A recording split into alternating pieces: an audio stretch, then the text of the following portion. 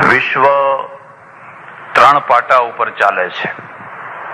પહેલો પાટો જેના ઉપર પ્રજા ચાલે છે, બીજો પાટો જેના ઉપર પ્રજાના પ્રશ્નો ચાલે છે, અને ત્રીજો પાટો જેમાં એ પ્રશ્નોના ઉકેલો ચાલે છે.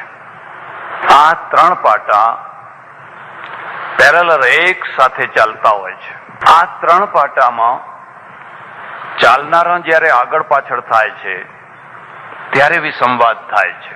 માનો કે પ્રજા પાછળ રહી જાય અને પ્રશ્નો આગળ નીકળી જાય, પ્રશ્નો આગળ નીકળી જાય ને એના ઉકેલો પાછળ રહી જાય તો વિસંવાદ થઈ જશે, વિસંગતિ થઈ જશે. એક બીજી વાત યાદ રાખજો, પ્રજાની હયાતીનું માપ એના પ્રશ્નો છે. પ્રજા કેવા પ્રશ્નો સાથે ઝઝૂમે છે. જો તમારા પ્રશ્નો નાના હશે તો તમે હંમેશા નાની પ્રજા થઈ જશો. જો નાના પ્રશ્નો વાળું જીવન જો સ્વીકારી લેશો તો કદી પણ તમે દુનિયાની મોટી પ્રજા નહીં થઈ શકો. તમારા પ્રશ્નો જો માત્ર પેટ પૂરતા હશે, રોટી પૂરતા હશે, આજીવિકા પૂરતા હશે, બે કપડાં પહેરવા જેટલા હશે, એકાદ ઝોંપડી માટેના હશે, તો તમે દુનિયાની નાની પ્રજા, વામન પ્રજા થઈ જશો. મોટી પ્રજા કોણ થતું હોય છે? જેના પ્રશ્નો મોટા હોય છે અને જેના ઉકેલો પણ મોટા હોય છે. ઉકેલો મોટા કોણ કરી શકતું હોય છે? જે એની સાધના કરી શકે. જો તમે મોટા પ્રશ્નોનો ઉકેલ નહીં લાવી શકો તો તમે નાના પ્રશ્નોમાં અટવાયા કરશો. પ્રજા શું થશે કે પ્રજા પાછળ રહી જશે, પ્રશ્નો આગળ જશે, ઉકેલો પાછળ રહી જશે. અને ઉકેલો પાછળ રહી જશે, પ્રજા દુખી થઈ જશે. વાસ્કો ડી ગામા હોય કે કોલંબસ હોય, આટલી મોટી સમુદ્ર યાત્રા કરવાની એને જરૂર શું હતી? એડમંડ હિલેરી હોય કે ચંદ્રલોક ઉપર પહોંચનારો બીજો કોઈ આર્મસ્ટ્રોંગ હોય, ત્યાં જવાની જરૂર શું હતી? એ કયો પ્રશ્ન હતો? કયા પ્રશ્નથી આ પ્રજા દુખી થતી હતી? પણ એ ત્યાં જવાના કારણે મોકલનાર પ્રજા અને જનાર પ્રજા સુપિરિયાલિટી પ્રાપ્ત કરે છે, અને ન જનાર પ્રજા બિલકુલ નાની રહી જાય છે. એટલે પહેલો પ્રશ્ન છે, આપણે કદી પણ પ્રશ્નો વિનાના રહેતા નથી.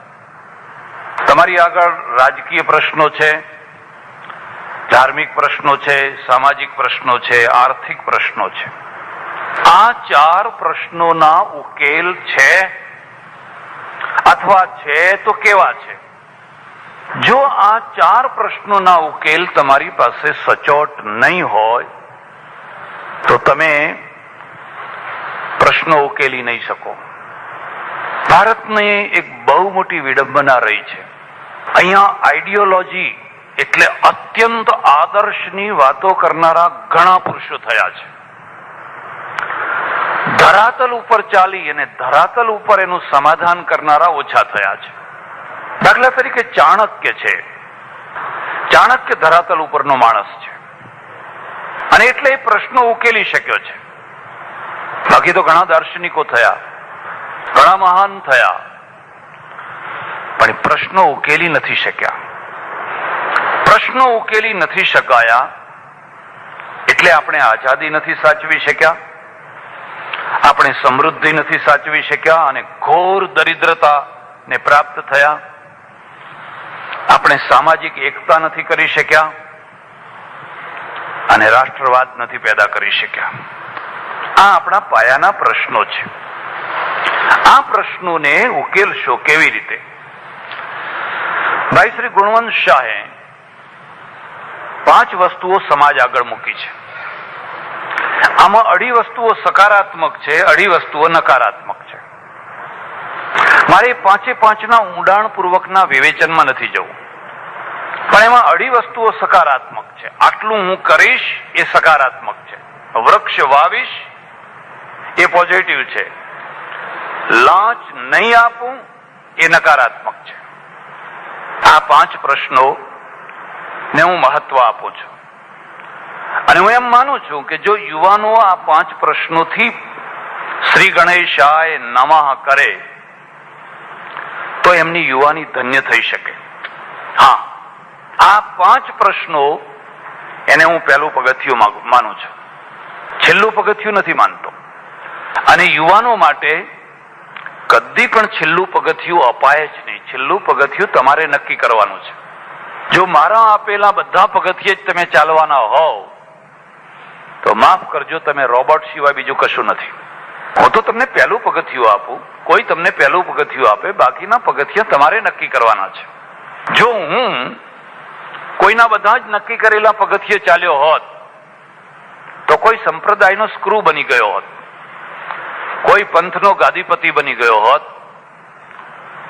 વાત જુદી છે કે મારી પૂજા થાત, આરતી ઉતરત, પગ ધોઈને લોકો પીવત, પણ તો મારું જે સ્વતંત્ર વ્યક્તિત્વ છે એ સ્વતંત્ર વ્યક્તિત્વ ના રહ્યું હોત. આપણા આગળ આજ ઘણા પ્રશ્નો છે અને મુશ્કેલી એ છે કે આપણે પ્રશ્નો ઉભ્યા કરનારી પ્રજા તરીકે પ્રજા છીએ, પ્રશ્નો ઉકેલનારી પ્રજા તરીકે હજુ આપણું કાઠું નથી નીકળ્યું. પછી એ કોઈ પણ કોમવાદનો પ્રશ્ન હોય, નર્મદાનો પ્રશ્ન હોય કે બીજો કોઈ પ્રશ્ન હોય, પંજાબનો હોય કે કાશ્મીરનો હોય કે કોઈ પણ હોય, એટલા અકડું ને એટલા જડસું ભરેલા વલણો અને સ્ટેટમેન્ટો આપણે ઝટ દઈને આપી દઈએ છીએ કે પછી એમાંથી પાછું ના પડી શકાય. અને પાછું ના પડી શકાય કે બાજુમાં ના જઈ શકાય એટલે પ્રશ્નો ઉકેલી ન શકાય. પ્રશ્નો ઉકેલવા હોય તો પહેલી શરત છે કે તમે પ્રશ્નોને સમજો. દાખલા તરીકે આમાં પંચશીલમાં પહેલું શીલ છે કે હું એક વૃક્ષ વાવીશ, 2 વાવો, 4 વાવો. મૂળ પ્રશ્ન એ છે કે આપણે આ ધરતીને રળિયામણી કરવાની છે, વૃક્ષોથી લીલી છમ કરવાની છે. મારે ઘણીવાર પરદેશ જવાનું થયું છે અને મેં પરદેશની ધરતી ઉપર કઈ લીલોતરી જોઈ છે, કઈ લીલોતરી જોઈ છે. એક વેંત જગ્યા ખાલી ના હોય. ખાસ કરીને સ્વિટ્ઝરલેન્ડ, જર્મની, અમેરિકા, એટલી વનરાજી. અને બીજો પ્રશ્ન થાય કે આપણા ત્યાં આવી વનરાજી કેમ નથી થતી? મારી તમને સલાહ છે, ગોંડલ મહારાજા થયા ભગવતસિંહજી, અને ગોંડલ મહારાજના સ્ટેટમાં સૌરાષ્ટ્રનો પથ્થરિયો ભાગ હોવા છતાં પણ એ સ્ટેટની અંદર એમણે એટલી મોટી વનરાજી ઉભી કરેલી.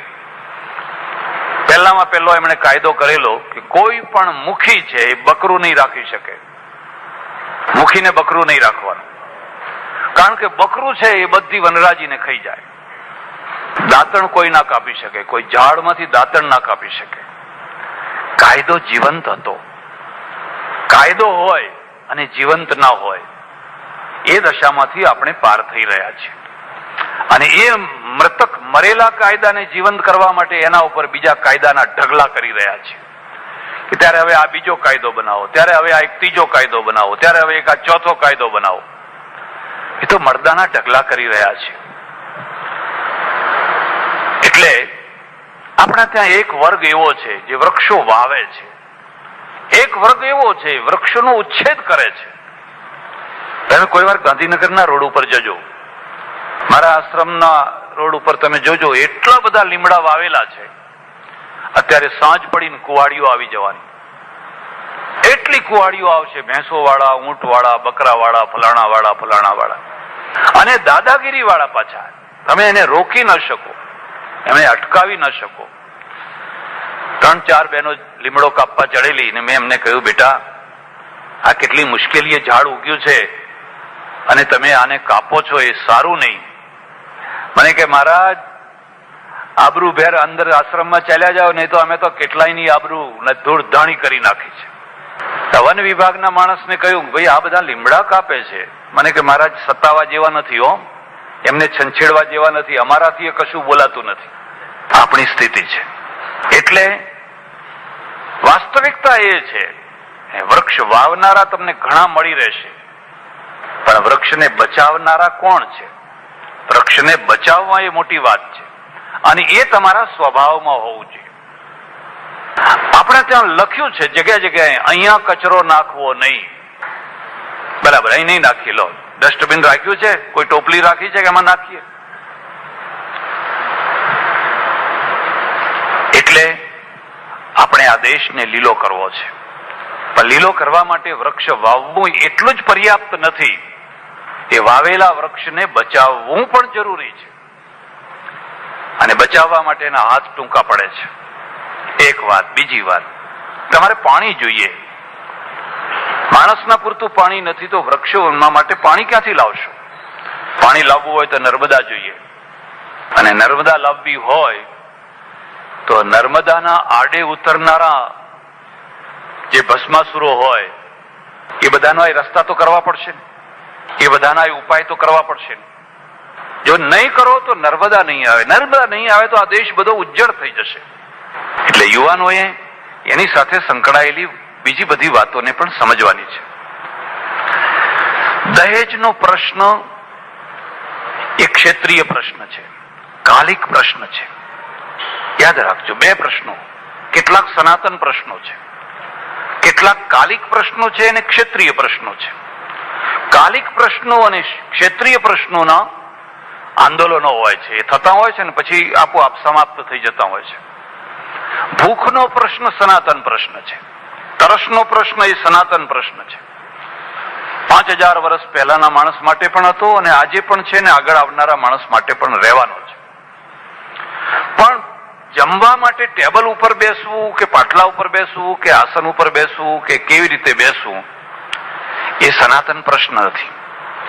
એ ક્ષેત્રીય પ્રશ્ન છે અને કાલિક પ્રશ્ન છે. એમ દહેજનો પ્રશ્ન એ ક્ષેત્રીય પ્રશ્ન છે. દાખલા તરીકે પાટીદારના બે મોટા વર્ગ, લેવવા અને કડવા.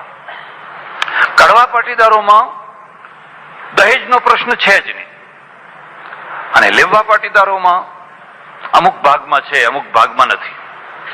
એટલે જ્યાં છે એ ક્ષેત્રીય છે, કાલિક છે. મારા પહેલા જે લોકો થોડુંક બોલ્યા એમાંથી થોડો હું જુદો પડું છું. દહેજ છોકરો જ માત્ર માગે છે એ વાત ખોટી છે. છોકરો તો માગે જ છે, પણ છોકરાના સાથે પરણનારી છોકરી પણ માગે છે. હું ચરોતરમાં રહું છું અને એટલે હું દહેજના એરિયામાં રહું છું. કારણ કે અંતે તો જે એનો બાપ જે એને સોનું આપવાનો છે એ છોકરીનું જ સોનું છે.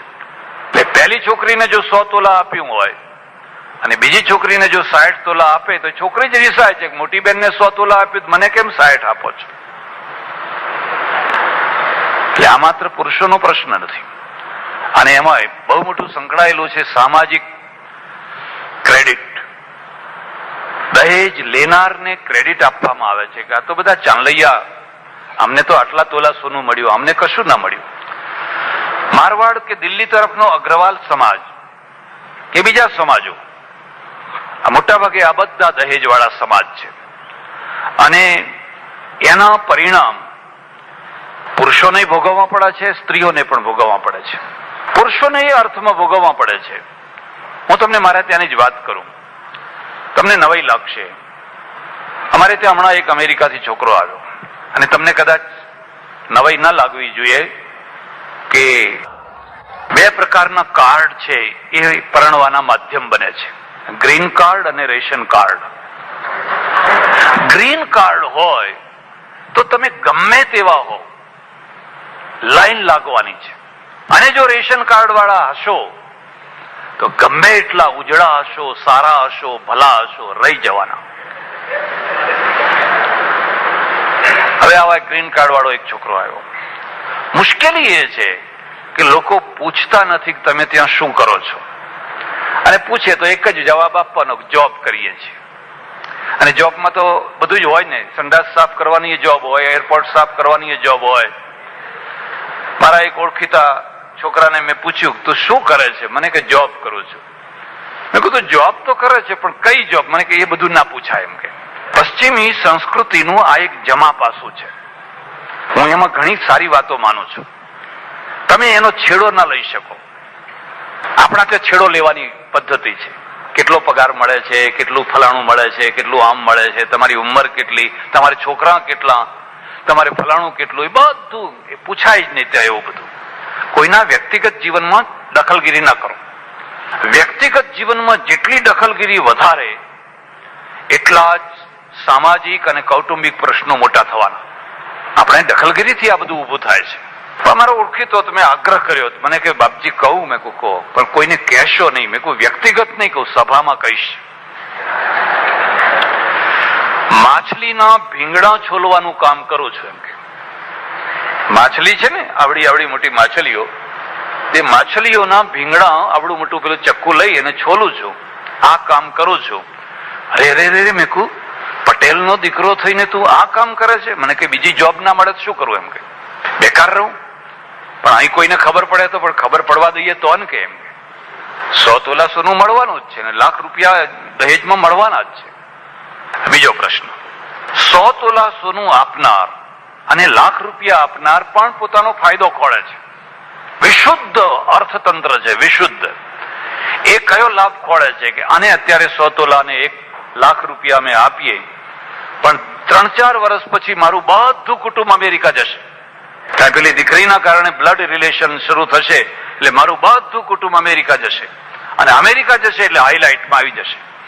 મારો ઓળખીતો એક છોકરો ટેલિકોમમાં નોકરી કરે, 2,500-3,000 રૂપિયા પગાર, અને મારી પાસે આવ્યો. મને કે બાપજી આશીર્વાદ આપો, અમેરિકા જઉં છું. અરે મેં કહ્યું વિઝા મળ્યા? મને કે ના, વિઝાથી નહીં, વગર વિઝાએ જઉં છું. વગર વિઝાએ કેવી રીતે? તો કે એ બધું 70,000 નક્કી કર્યું છે. તો 70,000 ક્યાંથી લાવ્યો? મને કે બધી જમીન ગીરો મૂકી દીધી. તમારે એક વાત તો માનવી પડશે કે આ પટેલોમાં જે સાહસ છે ને, એ ભાગ્યે જ બીજી કોઈ પ્રજામાં તમને જોવા મળશે. અને હવે બ્રાહ્મણ હોય તો વિચાર કરે કે 3,000 મળે છે, 3,500 થશે, એ લીલા લહેર કરો, અઠવાડિયે શીરો કરો, જમો અને મજા કરો. એક બીજી વાત પણ હું તમને વચ્ચે કહી દઉં છું. આખી દુનિયાનો ઇતિહાસ તમે જોશો, જે પ્રજા માઇગ્રેશન કરે છે એ જ સુપર પ્રજા બને છે. જે બાપના ગામમાં પડી રહે છે એ તો લોઅર થઈને મરી જાય છે. જે પ્રજા માઇગ્રેશન કરી શકે છે એ જ સુપર પ્રજા થાય છે. આખું યુરોપ છે, માઇગ્રેટ થયું, અમેરિકા ગયું, ભૂખે મરતું ગયું, કપડે ચિત્રે હાલ થઈને ગયું, સુપર પ્રજા થઈ ગઈ. પારસીઓ માઇગ્રેટ થયા, અહીં આવીને સુપર થયા. તમે મુંબઈમાં જઈને જોજો, મુંબઈની મૂળ પ્રજા આજે પણ વાસણ ઘસે છે. અને દોરી લોટો લઈને જનારી જે માઇગ્રેટ થનારી પ્રજા છે ને, એ આજે આલિશાન બંગલા બાંધીને રહે. આ દશા કલકત્તાની, આ જ દશા અમદાવાદની. કોઈ પણ શહેરમાં જઈને જોજો, બહારથી આવેલી પ્રજા સુપર પ્રજા થતી હોય છે, અને ત્યાંની મૂળ પ્રજા છે એ તો જ્યાંની ત્યાં રહી જતી હોય છે. અને આજે આ માઇગ્રેશન આખી દુનિયામાં ચાલુ જ છે. અમેરિકા વાળા ઓસ્ટ્રેલિયા જશે, ફલાણા જશે, ફલાણા જશે. અમારે ચડોતરમાંથી પાટીદારો બહાર ગયા, વાણિયા ના ગયા, બ્રાહ્મણ ના ગયા, ક્ષત્રિયો ના ગયા, બીજા ના ગયા, ત્રીજા ના ગયા. અડધો રોટલો ખાઈને બાપના ગામમાં બેસી રહ્યા, મરી ગયા. અને આ માઇગ્રેટ થનારી પ્રજા હંમેશા, હું એ પણ તમને કહીશ, ગામડાની એક સીમા છે. પાલનપુરના વાણિયા જો પાલનપુરમાં રહી અને કરિયાણાનો વેપાર કરે, તો કરિયાણાના વેપારમાં સાંજે 500 રૂપિયાનો વકરો કરે તોય 50-100 રૂપિયાનો નફો કરે. અને વાણિયા જયારે પાલનપુરમાં માઇગ્રેટ થાય, મુંબઈમાં થાય અને હીરાના વેપારમાં જંપલાવે તો અબજોપતિ થાય. પાલનપુરમાં રહ્યા હોત તો અબજોપતિ ના થઈ શક્યા હોત. મુંબઈ જ એના માટે સ્થળ છે. અને મુંબઈ જો ના ગયા હોત તો જ્યાં ત્યાં રહી ગયા હોત. કલ્યાણજી આણંદજી, સંગીતકાર, કચ્છના ગામડાનો રહેનારો માણસ, જો એ કચ્છના ગામડામાં રહી ગયા હોત તો આજે એમની કિંમત કચ્છમાં રાવણ હથ્થો વગાડનારા જેટલી હોત. પેલો રાવણ હથ્થો વગાડે ને અને લોકો રાજી થાય, ખુશ થાય, એથી વધારે કોઈ કિંમત ના હોય. એને મુંબઈ જવું જરૂરી હતું, અને મુંબઈ ગયા પછી જ એની આખી વિદ્યા છે એને હાઇલાઇટ કરી શક્યો. જુવાનીનો અર્થ, તમે માઇગ્રેશન કરી શકો છો. જ્યાં શક્તિ હોય, જ્યાં સારું હોય ત્યાં જઈ શકો છો, તો તમે ઘણા ઊંચા આવી શકશો. અને જો એ નહીં કરી શકો તો તમે રોટલાથી આગળ નહીં વધી શકો. બહુ તો તમે રોટલો પેદા કરો. અને રોટલો છે એ કાલિક હોય છે. આજનો રોટલો આવતીકાલનો ભૂખમરો બની શકે છે. એટલે દહેજનો પ્રશ્ન ક્ષેત્રીય પ્રશ્ન છે, કાલિક પ્રશ્ન છે અને ભયંકર પ્રશ્ન છે. મોટી મુશ્કેલી એ છે કે દહેજ લેનારા અને દહેજ દેનારા સભામાં કદી આવતા જ નથી. જે પહેલેથી જ લેતા નથી, પહેલેથી જ જે દેતા નથી, એ તો બિચારા બધા તાલીઓ વગાડે કે અમે હવે દહેજ નહીં લે. પણ તમને આપે છે કોણ દહેજ? છે તમે પ્રતિજ્ઞા કરો. જ્યારે તમને દહેજ આપતા હોય અને તમે ન લો, હવે એ તો આવતા જ નથી, સભામાં જ નથી આવતા, કોઈ સાંભળવા જ નથી આવતા. હું જે ગામમાં રહું છું, જે પ્રદેશમાં રહું છું, ત્યાં હું ઘણા લોકોને સમજાવું છું અને મને પોતાને દુઃખ થાય. મને કે આ મહારાજ તમને ખબર ના પડે, તમે આત્માની પરમાત્માની વાત કરો, આ અમારા સંસારની વાત છે. છતાં આ પ્રશ્નો ભયંકર છે. મારું એવું માનવું છે કે સ્ત્રીઓના પ્રશ્નો માત્ર દહેજ પૂરતા જ સીમિત નથી. એકલા કચ્છમાં 6 મહિનામાં 86 સ્ત્રીઓ બળી મરી હતી અને એક આખા ગુજરાતમાં રોજની 3 સ્ત્રીઓ બળી મરે છે. સરેરાશ રોજની 3 સ્ત્રીઓ બળી મરે છે. આ 3 સ્ત્રીઓ બળી મળવાનું બધું કારણ દહેજ નથી. હા, એમાં થોડુંક કારણ દહેજ પણ હશે, પણ આપણી આખી જે જીવન વ્યવસ્થા છે, જીવન પદ્ધતિ છે, એ એમાં બહુ મોટો મહત્વનો ભાગ ભજવે છે. અને જીવન પદ્ધતિમાં જે મોટો ભાગ ભજવનારું તત્વ છે એ છે સંયુક્ત કુટુંબ. સંયુક્ત કુટુંબ, સંયુક્ત કુટુંબ રાખવું અને કુટુંબના પ્રશ્નો ઉભા ના થાય, કદી ના બની શકે. સંયુક્ત કુટુંબ હશે 10-15% આજે સારા સંયુક્ત કુટુંબ સફળ છે. 80 થી 85% સંયુક્ત કુટુંબ દુઃખી છે. એટલા મોટા પ્રશ્નો દેરાણીના, જેઠાણીના, દિયરના, જીયર, ફલાણાના. પહેલા જે આ બધું ચાલતું હતું એ અર્થતંત્રના અભાવે ચાલતું હતું. આર્થિક શક્તિ નથી, જુદા થઈને કરે શું?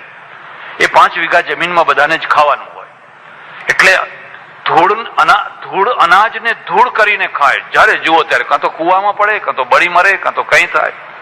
એક બીજી વાત છે કે મુશ્કેલી સૌથી વધુ સારી સ્ત્રીઓને હોય છે, જેને ખાનદાનીનું લેબલ હોય, જેને સારા સંસ્કાર હોય, જેની કુલીનતા હોય, જે ઈંટનો જવાબ પથ્થરથી ના આપી શકતી હોય, એવી સ્ત્રીઓને જ વધારે રીબાવાનું થતું હોય છે.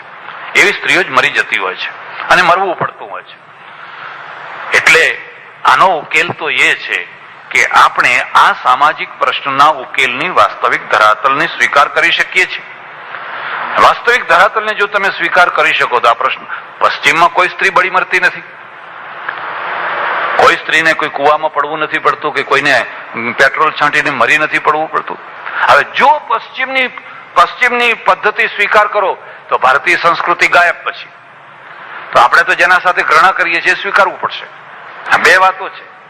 જો આ સ્ત્રીઓને બળી મરવા ના દેવી હોય તો આ પશ્ચિમની પદ્ધતિ. પશ્ચિમની પદ્ધતિ શું છે? સ્ત્રી પોતાનો રોટલો પોતે પેદા કરે, પોતે પોતાના પગ ઉપર ઊભી છે. એ હોટલમાં ઉતરી શકે છે, છૂટી થઈ શકે છે, બીજી વાર પરણી શકે છે, ત્રીજી વાર પરણી શકે છે, ચોથી વાર પરણી શકે છે. એને કોઈ કલંકિત જીવન જીવવું નથી પડતું. આપણા ત્યાં સ્થિતિ એ છે કે સ્ત્રી, ખાસ કરીને કન્યા, એ પોસ્ટનું કાર્ડ છે, પોસ્ટની ટિકિટ છે. એક વાર એના ઉપર સિક્કો પડી ગયો બસ, પછી એની કોઈ વેલ્યુ નહીં. જો ના પડ્યો હોય તો આખા દેશની યાત્રા કરે, કલકત્તા મોકલો, બધે મોકલો, પણ એક વાર જો એના ઉપર સિક્કો પડી ગયો પછી ખલાસ, પછી એની કોઈ વેલ્યુ નહીં, એની કોઈ કિંમત નહીં, એને આખી જિંદગી એનું ભોગવવું પડે. એટલે આપણે 2 સંઘર્ષમાં ચાલીએ છીએ. એક તરફ ભારતીય સંસ્કૃતિનો જયનાદ ગજાવીએ અને પછી એના પ્રશ્નો ઉભા જ છે, એના બધા ઘણા ભયંકર પ્રશ્નો, અહીં બધી ચર્ચા ના કરી શકે, એટલા મોટા પ્રશ્નો છે. બીજી તરફ પશ્ચિમનું કલ્ચર છે. જો એને તમે સ્વીકારવા તૈયાર થો, અને તમે સ્વીકારો કે ના સ્વીકારો, આપણે બધે એ તરફ દોડી જ રહ્યા છે. શહેરોમાં કોણ ભેગું રહી શકે છે? અને જે પોતે પગભર થયા એ આપોઆપ જુદા ફ્લેટ લઈને રહે છે. પહેલા જે બધા ભેગા રહેતા એ તો જુદા રહેવાની શક્તિ નથી એટલે રહેતા. અને પહેલા સ્ત્રીની પાસે પોતાનું અર્થતંત્ર હતું જ નહીં. એને 1 રૂપિયો જોતો હોય તો કેટલું કરે ત્યારે એને રૂપિયો, એનો ભાઈ આવે ને રૂપિયો આપી ગયો, એ સંતાડીને રાખ્યો હોય, માંડ સંતાડીને રાખ્યો હોય. એની પાસે પોતાનો પૈસો હતો જ નહીં. એની પાસે સોનું હતું, ચાંદી હતું, પણ પહેરવા માટે એની તાકાત નહીં કે એમાંથી એક દાગીનો એ વેચી શકે, એની તાકાત નહીં કે એક દાગીનો આગો પાછો કરી શકે. એ તો એ પહેરે એ બરાબર છે. આજે જ્યારે સ્ત્રીનું પોતાનું અર્થતંત્ર ઊભું થઈ રહ્યું છે, સ્ત્રી પોતે કમાતી થઈ રહી છે, એટલે આ પદ્ધતિ આપોઆપ બદલવાની છે અને એ બદલવાની વાતને આપણે સ્વીકાર કરી શકીએ છીએ. બીજી વાર કે ત્રીજી વાર કે ચોથી વાર પરણેલી સ્ત્રીને આપણે સન્માન આપી શકવાના છીએ અને જો સન્માન ના આપી શકવાના હોઈએ તો આપણા પછી એ જ રસ્તો કે એ બળી મરે કાં તો પછી અપમાનિત થઈને જીવન જીવે. આ સિવાય બીજી કોઈ તો વાત છે નહીં. શું આપણે વાસ્તવિકતાને સ્વીકાર કરી શકીએ છીએ? જો પુરુષ બીજી વાર પરણી શકતો હોય, ત્રીજી વાર પરણી શકતો હોય, ચોથી વાર પરણી શકતો હોય અને આપણે સમાનતાની વાતો કરતા હોઈએ, આ બે સમાન છે, બંને સમાન છે એવી સમાનતાની વાતો કરી શકતા હોઈએ તો પછી આમાં કોઈ વાંધો ના આવવો જોઈએ, કોઈ વિરોધ ના આવવો જોઈએ. એટલે આ જે દહેજ નહીં લઉં ને નહીં દઉં એ એક માત્ર સિમ્બોલ છે.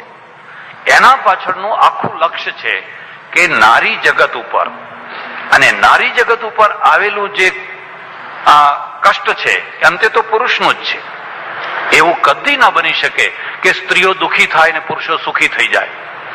એવું કદી ના બની શકે. સ્ત્રીઓ સુખી થાય તો જ પુરુષો સુખી થાય અને પુરુષો સુખી થાય તો જ સ્ત્રીઓ સુખી થાય.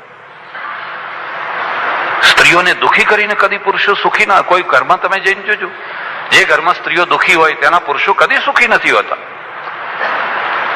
આ પ્રશ્ન પ્રત્યક્ષ સ્ત્રીઓનો છે પણ સામાન્ય રીતે જુઓ તો બંનેનો પ્રશ્ન છે કે પુરુષને સુખી થવું હોય તો આ કરવું છે. હું એક બીજી વાત પણ કહીશ. હું એમ માનું છું કે સ્ત્રી અને પુરુષ બંને ઇક્વલ છે, સરખા છે, પણ બંનેના સ્થાન જુદા જુદા છે. બંનેના સ્થાન આ બંને અલગ કલર છે. અલગ પુરુષ એ પુરુષ કલર છે અને સ્ત્રી એ સ્ત્રી કલર છે. એક લાલ કલર છે તો એક લીલો છે, એક પીળો છે તો એક બીજો છે અને એટલે બંનેમાં મિશ્રણ થાય છે. જો બંને લાલ કલર હોત, જો બંને પીળો કલર હોત, જો બંને એક જ કલર હોત તો ભળવાથી શું થાય? લાલમાં લાલ નાખો તો શું ખાલી માત્રા વધે?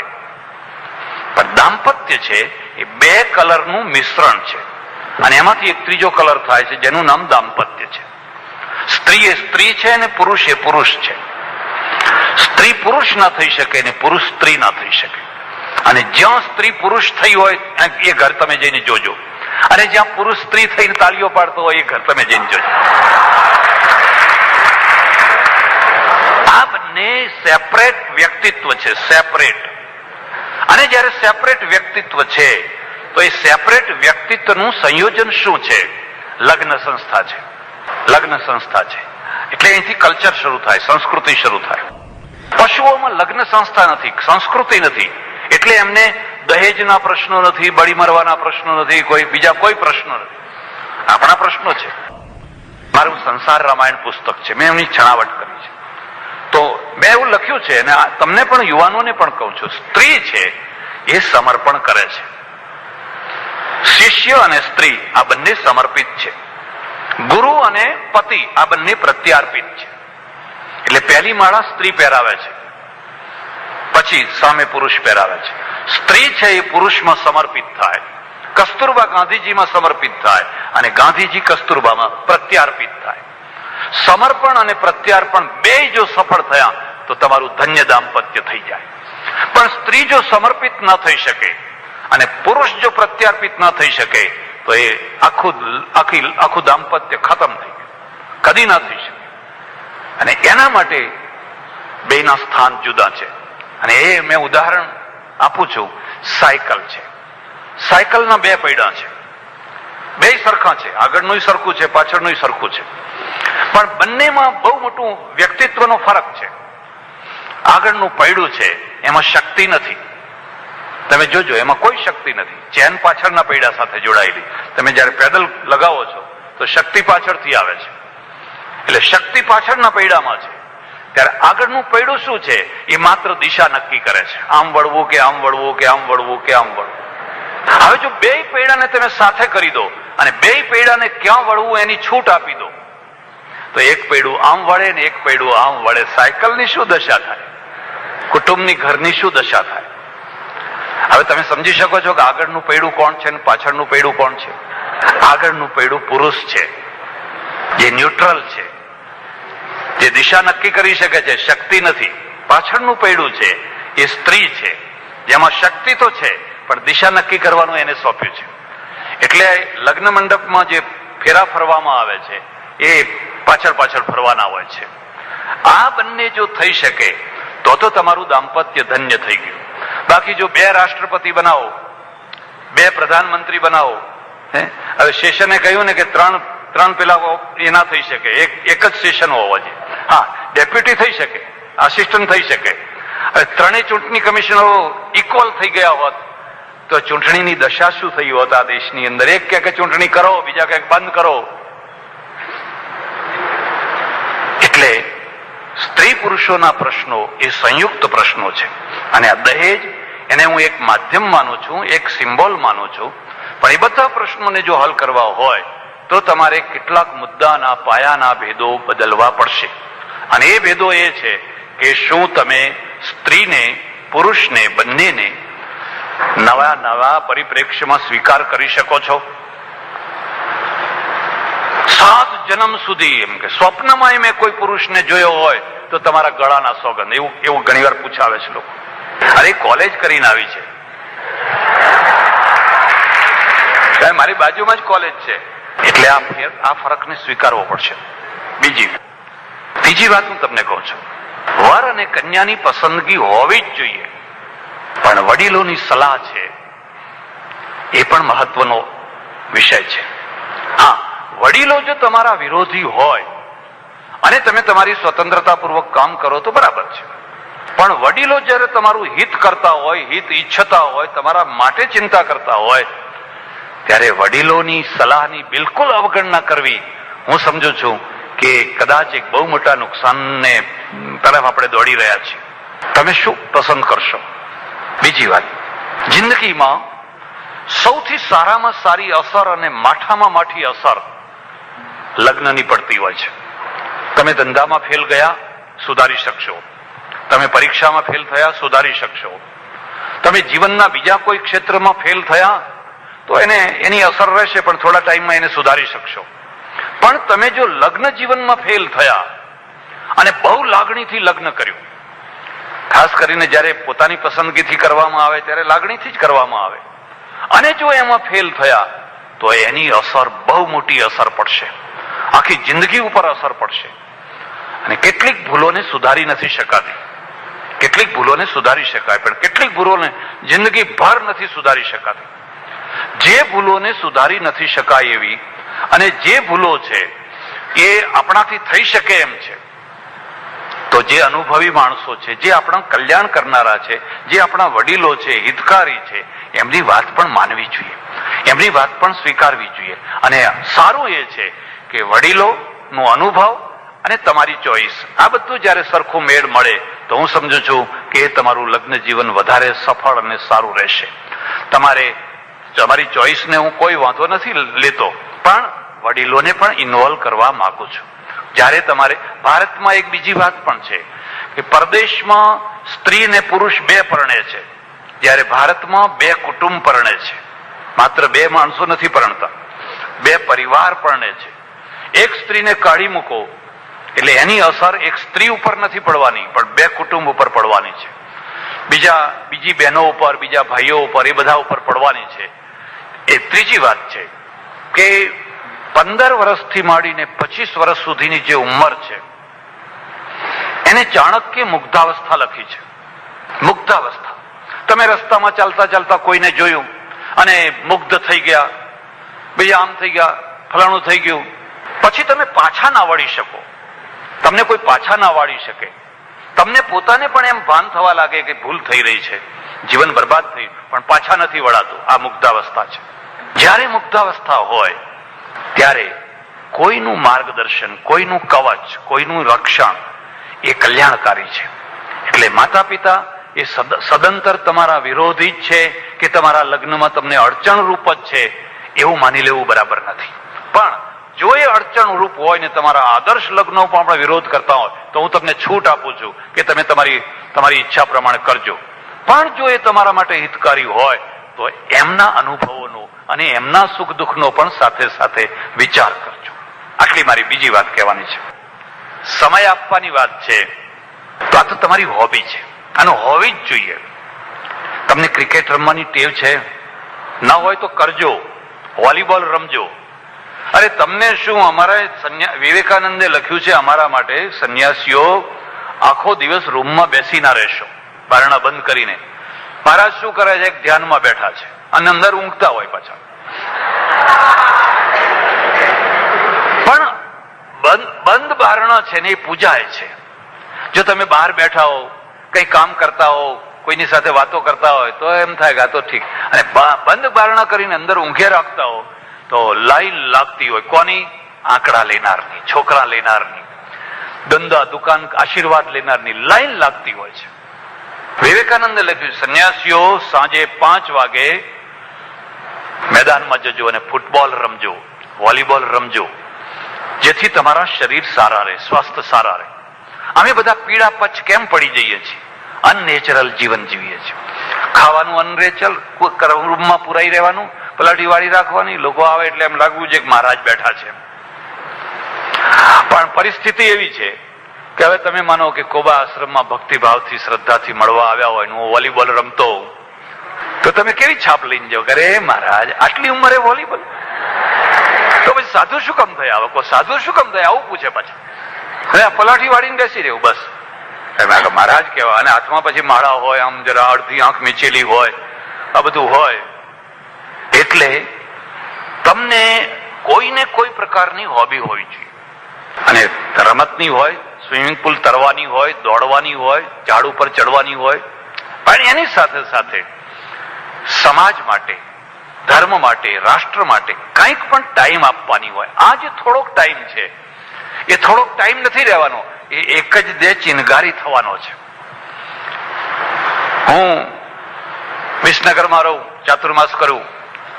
એક સજ્જન મારી પાસે આવ્યા, મને કે મહારાજ બહુ ધ્યાનમાં બેસું છું, બહુ ભજન કરું છું, પણ મારું મન લાગતું નથી. મન એકાગ્ર થાય એવું કંઈક કરો ને. તો મેં કહ્યું, ભાઈ મારું નથી લાગતું. તેને નવાઈ લાગી, મને કે તમારું નથી લાગતું? મેં કહ્યું હા, મારું નથી લાગતું. કોઈ ના કે આવું, કોઈ ના કે આપણું લાગે છે કે નથી લાગતું એ કોણ જોવા આવવાનું? અથવા આપણે લોકોનું લગાડો, અને લોકોનું ધ્યાન ના લાગે એમાં જ આપણને ફાયદો છે, તો જ આપણી પાસે આવવાના ને. જો આપણે કહ્યું ને એમનું ધ્યાન લાગી ગયું પછી કોણ બીજા દિવસે આવશે? એટલે એમનું ધ્યાન ના લાગે એમાં જ આપણને ફાયદો છે. અને હું તમને ખાસ વાત કહું છું, કદી આ ધ્યાનના રવાડે ના ચડશો, કદી ના ચડશો. ત્યારે હું તમને ધ્યાન લગાડવાનું પણ શીખવાડું છું. તમે તમારું કામ ધ્યાનથી કરો, એનું નામ જ ધ્યાન લગાડો. તમે પ્રોફેસર હોય ભણાવતા હોય તો ધ્યાનથી ભણાવો. તમે પોલીસ થઈને સાઈડ આપતા હો તો ધ્યાનથી સાઈડ આપો. એવું ના થાય કે તમારું ધ્યાન બીજે હોય ને તમે ખોટી સાઈડ આપો ને પણ એક્સિડન્ટ થઈ જાય. તમે પાયલોટ હો અને ગાડી ચલાવતા હોય તો, પ્લેન ચલાવતા હોય તો ધ્યાનથી પ્લેન ચલાવો.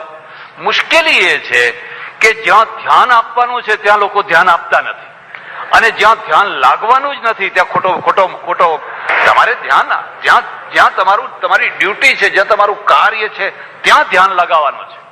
એટલે મેં કહ્યું ભાઈ મારું નથી લાગતું. પછી મેં એમને પૂછ્યું, મેં કહ્યું શું ધંધો શું કરો છો? મને કે બહેનોને બંગડીઓ પહેરાવાનો ધંધો કરું છું. એટલે બંગડીઓની દુકાન. મેં કહું ભલા માણસ, હવે ધ્યાનની વાત કરાતી હશે?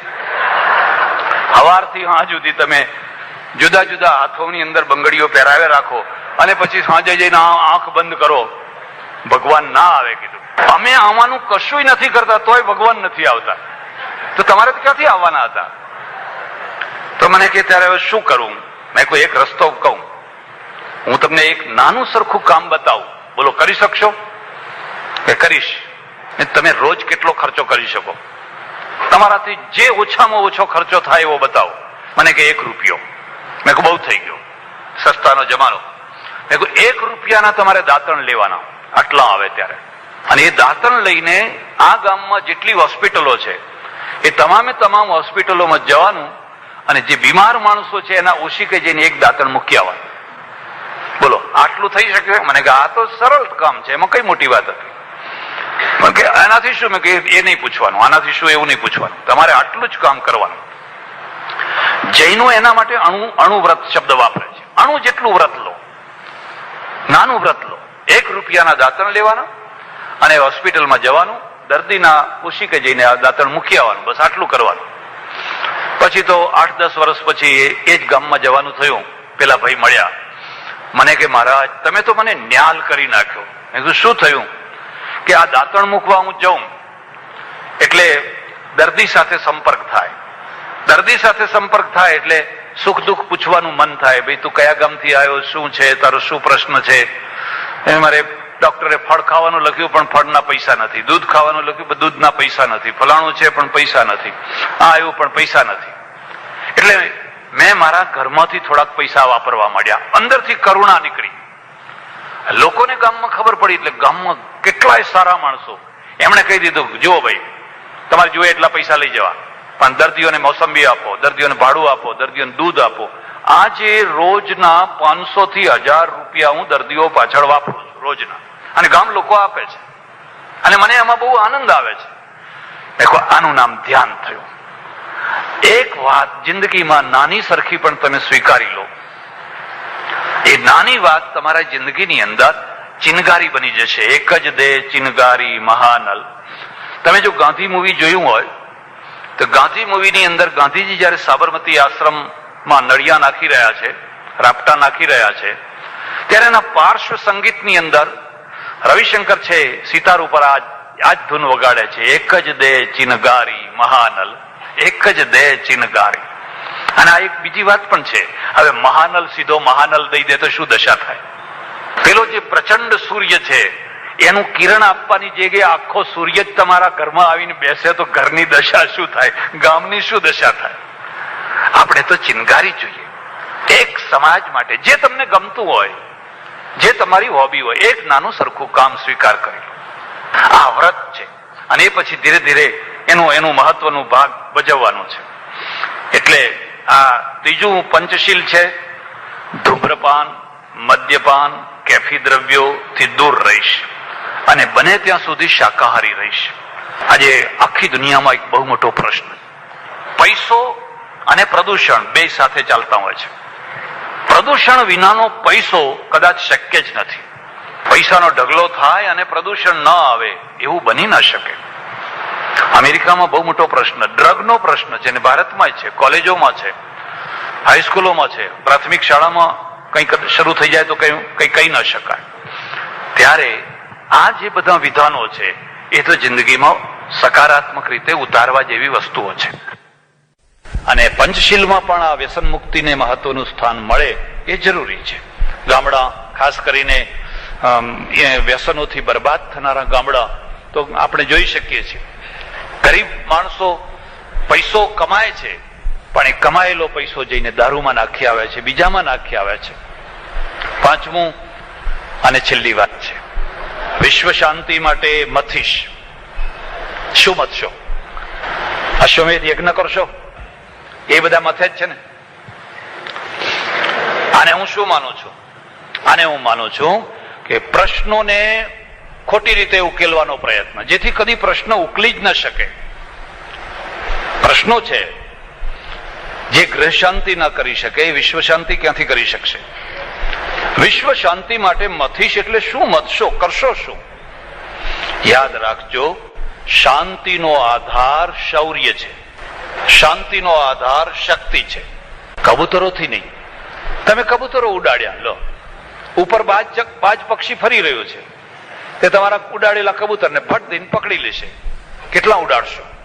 કબૂતરો ઉડાડવાથી શાંતિ નહીં થાય, પેલા બાજ પક્ષીને પકડવાથી શાંતિ થશે. કબૂતરો ઉડાડવા એ રમત છે, બાજ પક્ષીને પકડવું અને બાજ પક્ષીથી મુક્ત ગગનને કરવું એ પરાક્રમ છે. પરાક્રમ વિના શાંતિ ન હોય. જંગલમાં જઈને જોજો, સૌથી વધુમાં વધુ શાંતિ સિંહને હોય છે અને સૌથી વધુમાં વધુ અશાંતિ સસલાને હોય છે. સસલું કોઈનું કશું બગાડતું નથી, કદી હિંસાની વાત નથી કરતું, કદી કોઈના ઉપર આક્રમણ નથી કરતું, પણ ફડક ફડક ફડક ફડક સસલું પોતાના મોતે ભાગ્યે જ મરતું હોય છે, કોઈનો ખોરાક થઈને જ મરતું હોય છે. અને સિંહ કોઈનો ખોરાક નથી થતો. સિંહ જીવે છે ખુમારીથી અને મરે છે ખુમારીથી. એટલે વિશ્વ શાંતિ માટે મથીશ. હું તમને એમ કહું છું કે તમારે જો વિશ્વ શાંતિ જોઈતી હોય, અરે વિશ્વ શાંતિની વાત બહુ દૂર રહી, તમારા ગામમાં શાંતિ કરો, તમારા મોહલ્લામાં શાંતિ કરો. કેવી રીતે કરશો? ઉપદેશો આપીને. માફ કરજો, અમદાવાદમાં જયારે તોફાનો થાય છે અને પછી શાંતિની વાતો કરવા માટે જે સરઘસ નીકળે છે ને એ સેફટી રોડ ઉપર નીકળે છે. જે રોડ ઉપર કદી તોફાન નથી થતા એ રોડ ઉપર નીકળે છે. અને જ્યાં તોફાનો થયા હોય છે ત્યાં કે નહીં, આ ત્યાં નથી જવું, આપણે આ આશ્રમ રોડ સારો છે, અહીં ફરો એમ. આ બધું કેવું છે? આ આદર્શની વાતો છે પણ વ્યવહારમાં શૂન્ય છે. વ્યવહારમાં એના કોઈ પરિણામ નથી આવતા. હું તમારે જો વિશ્વ શાંતિ જોઈતી હોય તો પહેલી શરત છે કે તમારી પાસે શક્તિ હોવી જોઈએ. શક્તિ જ શાંતિની સ્થાપના કરી શકશે. અને શક્તિ વિનાનો માણસ કદી શાંતિથી જીવી શકે નહીં. અને શક્તિ એટલે પરાક્રમની શક્તિ, શૌર્યની શક્તિ. હું અહિંસાવાદી છું, પણ મારી અહિંસા શસ્ત્ર સાથેની અહિંસા છે, શૌર્ય સાથેની અહિંસા છે.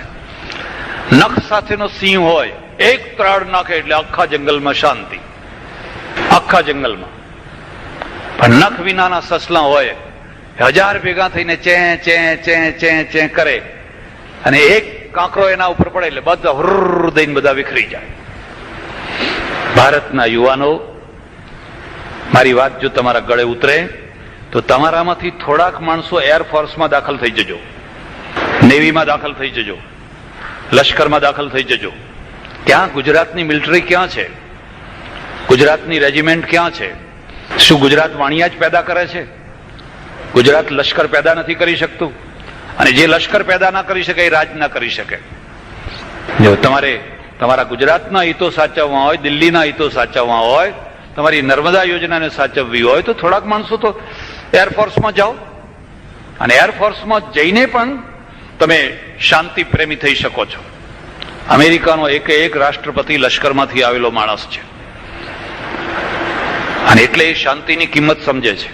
જો અમેરિકાએ સમય ઉપર કુવૈત, ઈરાકના ઉપર જો હુમલો ન કર્યો હોત તો ઈરાક તો કુવૈત લીધા પછી સાઉદી અરેબિયા ને પછી ઈરાન ને પછી ભારત સુધી તો હિટલર થવાનો હતો. એના હિટલરપણાને રોકશો કેવી રીતે? અશ્વમેધ યજ્ઞ કરીને રોકશો? અહીંયા શ્રીરામ જયરામ જયરામ કરીને રોકશો? આ તો થોડું ઉપરનું લીંપણ છે. અમેરિકાએ એને ઠીક કર્યો અને આજે કુવૈતને સ્વતંત્રતા આપી. જઈને અરબોને પૂછી જુઓ કુવૈતની પ્રજા કેટલી સુખી હતી. આપણે કેમ ના કરી શક્યા? તમને ખબર હશે, ફિજીમાં 51% ભારતીયો છે અને 49% ત્યાંની સ્થાયી વસ્તી છે. 51% ભારતીયો જયારે બહુમતીથી ચૂંટાયા અને એની સરકાર બની તો માત્ર 700 માણસનું લશ્કર ધરાવનાર રંબુકા એને લશ્કરી શાસન કરી નાખ્યું અને ભારતીયોને મારી મારીને દુકાનો લૂંટી લીધી, કારો બધી બાળી મૂકીને ભારતીયોને બગાડી મૂક્યા. આજે તો એવું બંધારણ કર્યું છે કે ભારતીય કદી પણ કોઈ મહત્વના પદ ઉપર જઈ જ ન શકે. આપણે બધા જોતા રહ્યા. ફિજીની અંદર ભારતીયો વર્ષોથી જે પોતાની મિલકત ભેગી કરીને બેઠા હતા અને આખા અર્થતંત્રને ઉપાડીને બેઠા, બધાને બગાડી મૂક્યા, નિરાશ્રિત કરી મૂક્યા. જો તમે અમેરિકા જેવા શક્તિશાળી હોત તો તમારી 5 મનવારો ત્યાં પહોંચી હોત, તમારી 5 મનવારો ત્યાં પહોંચી હોત અને એના સમુદ્રના કિનારા ઉપર એ મનવારોએ લંગર નાખ્યા હોત તો રંબુકાની તાકાત નહીં કોઈ ભારતીયના આંગળીઓ અડાડી શકે, કોઈને આંગળી ના અડાડી શકે. પણ એ જાણે છે કે આ તો બોડી બામણીનું ખેતર છે, તમે એમ બગાડો તો કોઈ પૂછનારું નથી, કોઈ કઈ નથી. નિરાશ્રિતોને ઢગલો થયા કરે, અહીંયા આવો, બધા ભેગા થાવ. એટલે હું અહિંસાવાદી છું, પણ શસ્ત્ર અને શૌર્ય સાથેની અહિંસા, શસ્ત્ર વિનાની નહીં, શૌર્ય વિનાની નહીં. એ તો કાયરતા છે, એ તો ખાલી અંચળો માત્ર છે, એનાથી કશું થતું નથી, એનાથી પ્રશ્નો ઉકેલાતા નથી, પ્રશ્નો ઉલટા જટિલ બને છે. તમારા મોલ્લાનો ગુંડો છે, લો શ્રીરામ જયરામ સંભળાવો એને. એક બુદ્ધે અંગુલીમાલને સુધાર્યો, એ તો આખ્યાયિકા છે, એ આખ્યાયિકા છે. મહાવીરના કાનમાં ખીલા મારનારા લોકો હતા અને એનાથી કઈ આખો સમાજ ના ચાલે, આખો દેશ ના ચાલે. આખો દેશ તો વલ્લભભાઈ પટેલ થી ચાલે, સરદાર વલ્લભભાઈ પટેલ થી ચાલે, અને નહીં તો ના ચાલી શકે. એટલે હું વિશ્વ શાંતિ માટે જયારે મથીશ, અને વિશ્વ શાંતિ માટે અનિવાર્ય શરત છે તમારી પાસે શક્તિ હોવી જોઈએ, તમે શક્તિશાળી હોવા જોઈએ, શૌર્યવાળા હોવા જોઈએ, અને તમારું અર્થતંત્ર છે એ લાચારી ભર્યું ના હોય. આપજો મા બાપ તમારા દૂધનો પાવડર, તમારું અનાજ આપજો, તમારા ઉતરેલા કપડા આપજો, અમે પહેરીએ બધા. શું વિશ્વ શાંતિ રાખવાના હતા? તમે એટલું મબલક ઉત્પાદન કરો, એટલું મબલક ઉત્પાદન કરો, તમે બહાર કોઈને કપડા આપી શકો. અને થઈ શકે એમ છે. તમે જોઈ શકો છો કે એક ઠીંગણો માણસ આ દેશમાં જન્મ્યો અને એણે આપણને જય જવાન જય કિસાન. આજે આપણે અનાજ નથી મગાવવું પડતું. એક જમાનો હતો જ્યાં કેરોસીનનું કંટ્રોલ, ગોળનો કંટ્રોલ, ખાંડનો કંટ્રોલ, સિમેન્ટનો કંટ્રોલ, પતરાનો કંટ્રોલ, કપડાનો કંટ્રોલ, બધી વસ્તુનો કંટ્રોલ. અને ત્યારે 30 કરોડની વસ્તી હતી. આજે 90 કરોડની વસ્તી છે. કપડા જોઈએ એટલા મળે છે, સિમેન્ટ જોઈએ એટલી મળે છે. કેમ? તમે આર્થિક ઉત્પાદન કરવા લાગ્યા એના કારણે, તમે ઢગલાબંધ ઉત્પાદન કરવા લાગ્યા એના કારણે. જો આ ઢગલાબંધ ઉત્પાદન તમે ન કર્યું હોત તો આજે શું દશા હોત? તમે વિચાર કરો. આ 90 કરોડને રોટલો ક્યાંથી આપો? એના કપડા ક્યાંથી લાવો? આજે દૂધ એટલું છે કે ડેરીવાળા લઈ નથી શકતા. મહેસાણા ડેરીવાળાને પૂછો કે બીજી ડેરીઓવાળાને પૂછો, ગામડામાં એટલું દૂધ થાય છે કે બીજી પેરેલલ કેટલી ડેરીઓ નીકળી છે પણ દૂધ નથી લઈ શકાતું, એટલું દૂધ ઉત્પન્ન થાય છે. એટલે શાંતિ છે, એકલી શાંતિની, સમૃદ્ધિ સાથેની શાંતિ, ને સમૃદ્ધિ, રક્ષિત સમૃદ્ધિ, કુમારીવાળી સમૃદ્ધિ. પણ ગુણવંત શાહે જે બીજી વાત લખી છે એ બહુ મહત્વની છે. હું કોમવાદ કે જ્ઞાતિવાદને પોષે તેવા તોફાનો કે આંદોલનોથી દૂર રહીશ. દૂર રહેવું જરૂરી છે, પણ અત્યારે તો આખું રાજકારણ કોમવાદી થયું છે. ભાઈ શ્રી સંજય ભાવસારે બહુ સાચી વાત કહી છે. અને રાજકારણ એટલે બીજો કોમવાદ, બીજો જ્ઞાતિવાદ, બીજો ધર્મવાદ, કેટલા વાદો એમાં ભાઈ, અને એટલા મૂળ એના નીચે ગયા છે કે આ બધામાંથી છૂટવા માટે એકવાર આખી વ્યવસ્થાનું વિસર્જન જરૂરી છે. વ્યવસ્થામાં આજે કોઈ બીજો મંત્રી થાય, ત્રીજો મંત્રી થાય, એ તો બધા ખાપરાના ભાઈ કોડિયા, કોડિયાના ભાઈ ખાપરા, પાછા હતા એના એ. એમાં કઈ બહુ, અને મને મૂકવામાં આવે ને જો મારે ટકી રહેવું હોય તો રાજીનામું આપીને છૂટા થવું હોય તો વાત સરળ છે, પણ જો ટકી રહેવું હોય તો આ જ રસ્તે ચાલવું પડે. એટલે આખી વ્યવસ્થા આ દેશને બરબાદ કરનારી આખી મૂળમાંથી બદલવી જોઈએ. આપણા સંવિધાનમાં કેટલાક પરિવર્તનો બહુ જરૂરી, અનિવાર્ય છે. અને આખી પ્રજા ઇક્વલ થાય, સરખી થાય, કોઈની અલગ પહેચાન ના રહેવી જોઈએ રાષ્ટ્રીય કક્ષાએ. આ બધું થવું જરૂરી છે.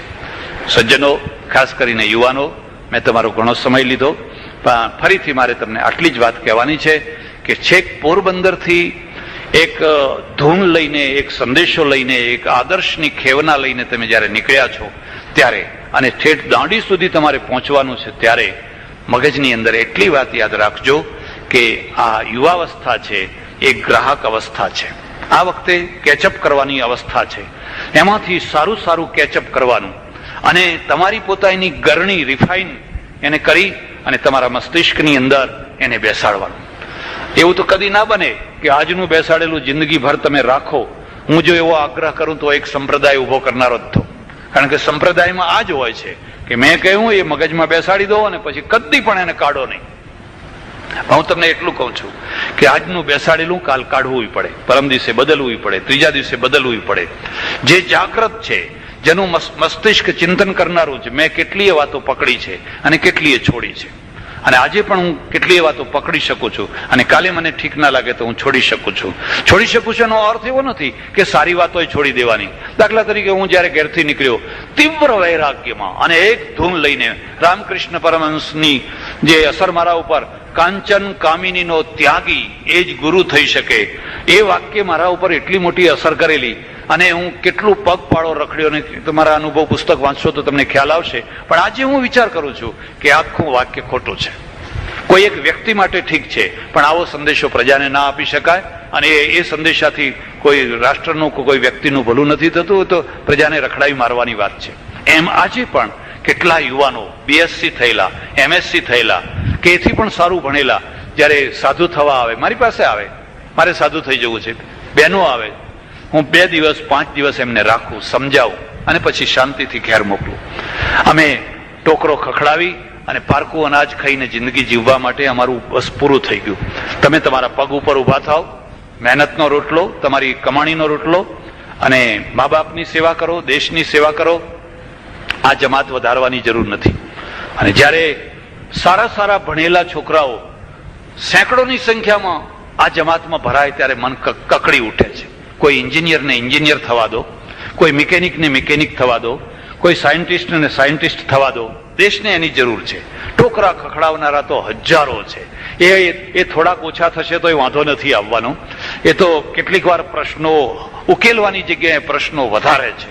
અને આજે તો ઘણા પ્રશ્નો વધી રહ્યા છે, ત્યારે તમે એક સ્વસ્થ દ્રષ્ટિ, સ્વસ્થ ચિંતન અને સ્વસ્થ કદમ લઈ અને આગળ વધો અને ભારતના પ્રશ્નોને, ધાર્મિક પ્રશ્નોને, સામાજિક પ્રશ્નોને, રાજકીય પ્રશ્નોને, આર્થિક પ્રશ્નોને મુક્ત મનથી વિચારો, ચિંતન કરો અને એના દ્વારા આ પ્રશ્નોને ઉકેલવા માટે આપણે આગળ વધીએ. મેં પહેલા જે કહ્યું હતું કે 3 પાટા ઉપર ગાડી ચાલે છે. આપણે પ્રજા તરીકે એક પાટા ઉપર ચાલીએ છીએ, બીજા પાટા ઉપર આપણા સામાજિક પ્રશ્નો, ધાર્મિક પ્રશ્નો, રાજકીય પ્રશ્નો, આર્થિક પ્રશ્નો ચાલે છે અને ત્રીજા પાટા ઉપર એના ઉકેલ ચાલે છે. ઉકેલ લાવનાર ઋષિ છે, ઉકેલોનું ચિંતન કરનાર ઋષિ છે. જ્યારે ઉકેલોનું ચિંતન કરનાર વ્યામોહ હોય છે ત્યારે ઉકેલો નથી આવતા, એટલે આ પ્રશ્નો પ્રજાને ભરખી જાય છે, પ્રજા મરી જતી હોય છે, બધી રીતે દુઃખી થતી હોય છે. એટલે તમે ઉકેલો લાવનારા ઋષિ બનો, સાચા ઋષિ બનો, કારણ કે ઉકેલો અંતે મસ્તિષ્કમાંથી નીકળવાના છે. આભાર, ધન્યવાદ, હરિઓમ તત્સત.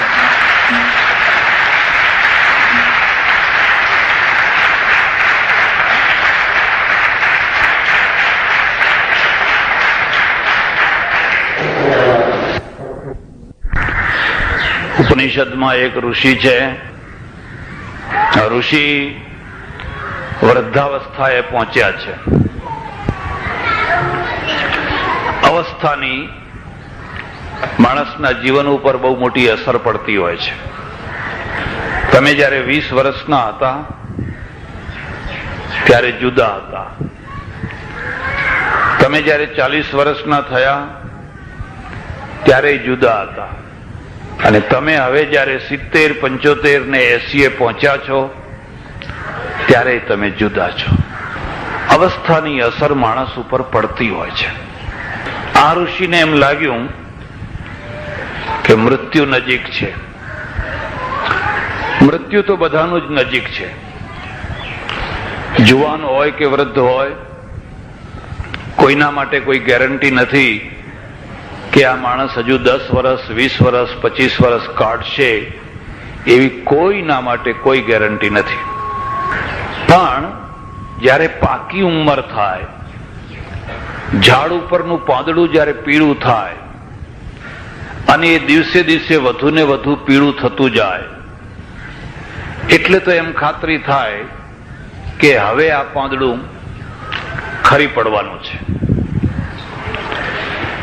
એક બીજી વાત યાદ રાખજો, જાગવાના ઘણા નિમિત્તો હોય છે અને છતાંય માણસ ના જાગે. પણ વૃદ્ધાવસ્થા અને એમાં પણ છેલ્લી અવસ્થા એ તો જાગવાની ખાસ અવસ્થા છે. જો આ અવસ્થામાં પણ માણસ ના જાગે તો પછી એ જાગશે તો ક્યારે જાગશે? વૃદ્ધાવસ્થા એક એવી અવસ્થા છે જ્યાં માણસ ધારે તો જાગી શકે છે. જાગવાનો શું અર્થ છે?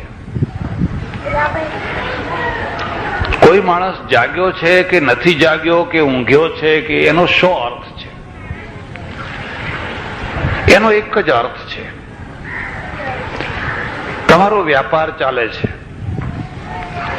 તમે 12 મહિને એક વાર તો એનું બેલેન્સ કાઢો છો, સરવૈયું કાઢો છો કે આ વ્યાપારમાં આપણને કઈ ફાયદો થયો, કઈ નુકસાન થયું, કઈ શું થયું, કેમનું થયું. અને જો વ્યાપારમાં સતત નુકસાન જ થયા કર્યું હોય તો એ વ્યાપાર તમે કેટલા દિવસ ચલાવી શકો? એવું તો બને કે 4 વર્ષ નફો થયો અને 1 વર્ષ નુકસાન થયું હોય, એવું તો બને. પણ તો વર્ષોથી નુકસાન જ નુકસાન છે. એ વ્યાપાર તમે કેટલા દિવસ કરી શકો? અને હઠ કરીને જો તમે કરો તો માત્ર ધોવાઈ જવાની જ વાત એમાં આવે, બીજી કશી વાત આવે નહીં. 70, 75, 80 વર્ષે જાગવાનો અર્થ એ છે કે બેલેન્સ કાઢવાનું, સરવૈયું કાઢવાનું. જિંદગીમાં જમા પાસું શું, શું કમાયા, શું ખોયું? તમે તમારા કુટુંબ માટે કંઈ કર્યું? તમારા વિશાળ પરિવાર માટે કંઈ કર્યું? તમારા સમાજ માટે કંઈ કર્યું, તમારા દેશ માટે, કોઈ ગરીબ ગરબા માનવતા માટે તમે કઈ સારા કામો કર્યા? એક બીજી વાત યાદ રાખજો, સારું કામ બહુ મોટી પ્રસન્નતા આપે છે, તમને અંદરથી આનંદ થાય. તમે કોઈ ગરીબ માણસને જમાડો, કોઈને મદદ કરો, કોઈને ધંધે વરગાડો, તો તમારા અંદરથી એક બહુ મોટો આનંદ તમને રહ્યા કરે. અને નબળું કામ છે એ હંમેશા તમને ડંખ્યા કરે, વીંછીના ડંખ મારે એવી રીતે નબળું કામ તમને ડંખ્યા કરે. સારા કામનો પણ આનંદ હોય છે.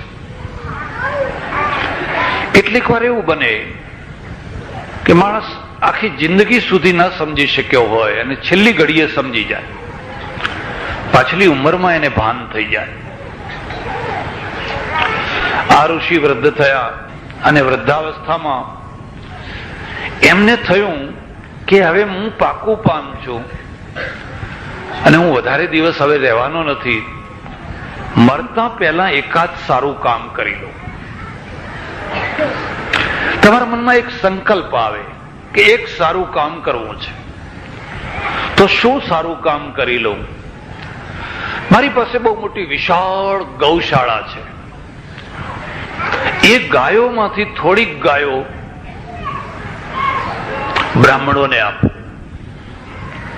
આટલી બધી ગાયો મારે શું કરવી છે? આ એના મનમાં એક સારો સંકલ્પ પેદા થયો.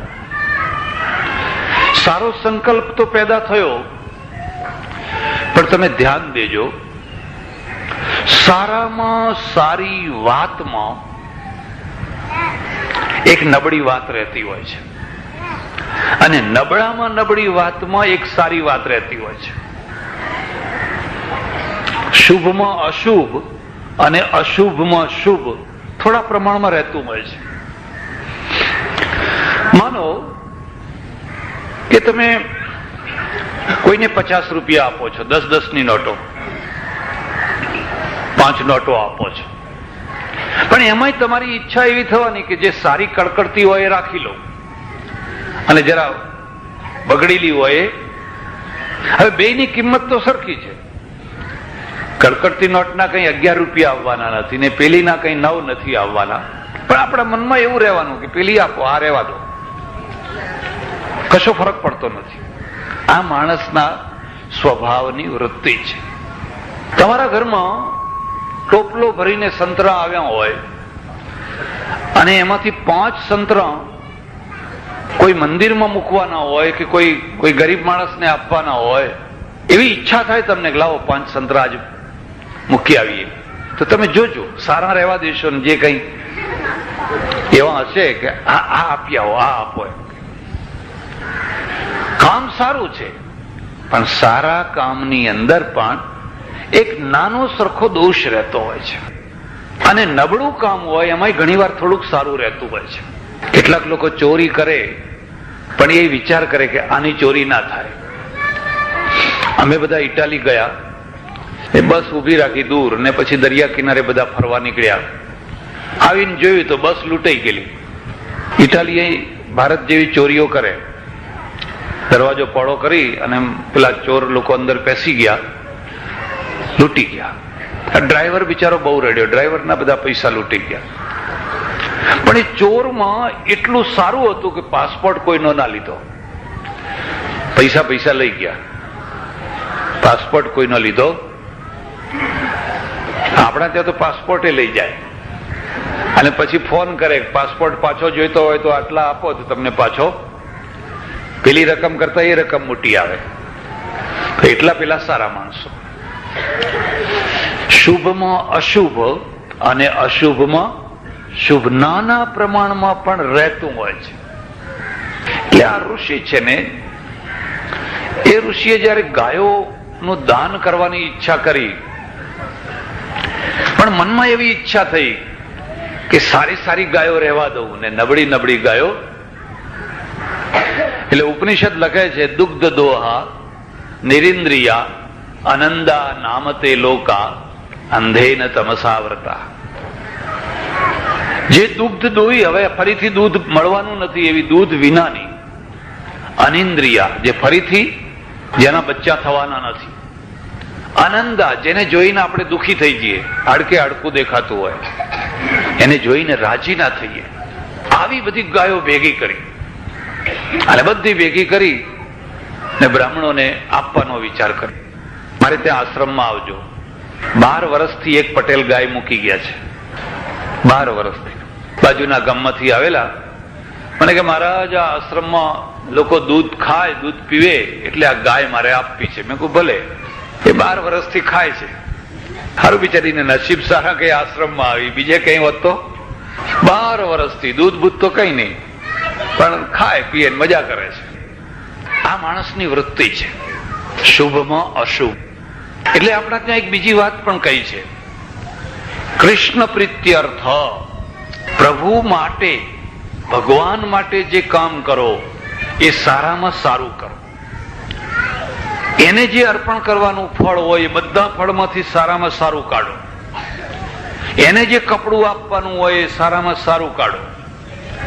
સારામાં સારું કાઢો તો તમારી ભાવના ઊંચી, તો તમારું કાર્ય છે એ દોષ વિનાનું.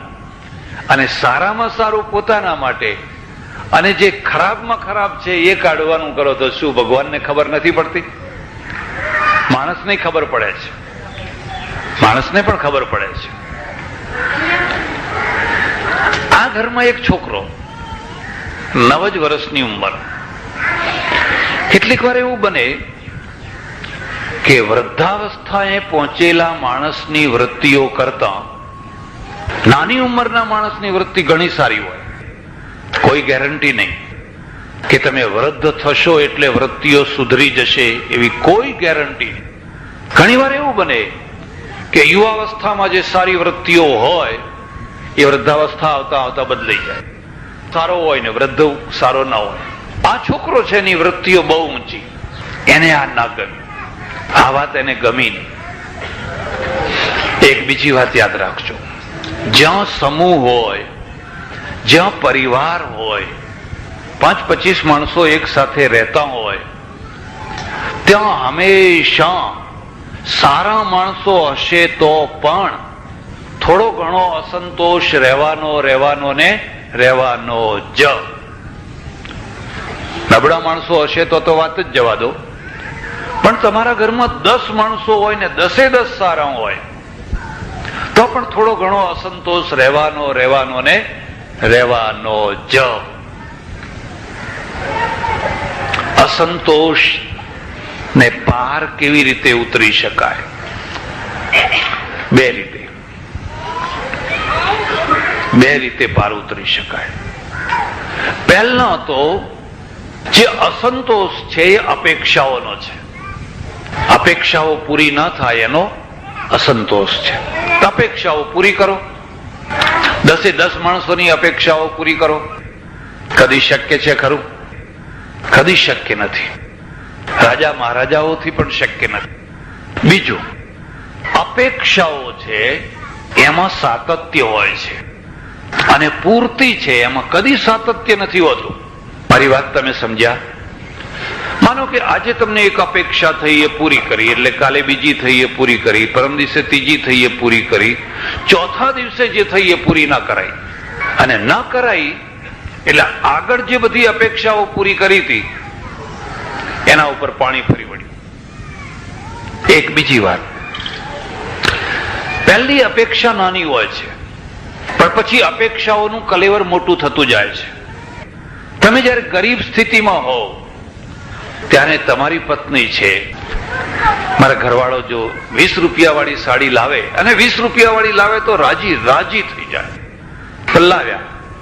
પણ તમે જયારે બહુ વધારે આગળ વધ્યા પછી 20 રૂપિયા વાળી સાડી લાવીને આપો તો માથામાં મારે.